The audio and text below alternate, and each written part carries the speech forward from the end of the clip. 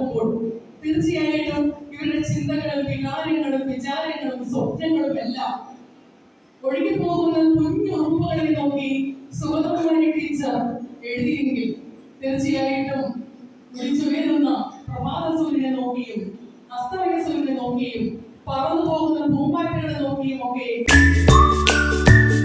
ഒരു വ്യക്തിയെ രൂപിക്കുക. ഒരു വ്യക്തി എന്ന് പറഞ്ഞാൽ പല വ്യക്തികൾക്കും പല രീതിയിലുള്ള കഴിവുകളുള്ളതാണ്.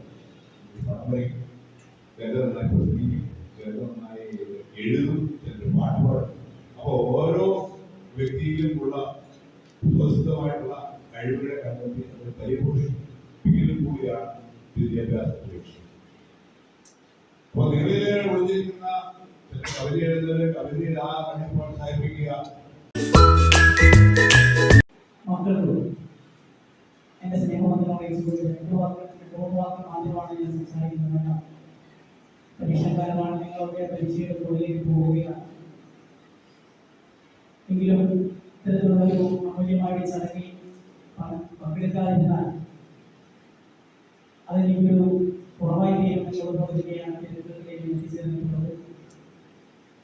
നമ്മുടെ അധ്യക്ഷ പ്രാസംഗികൻ ബഹുമാന്യായ പെണ്ണാളെ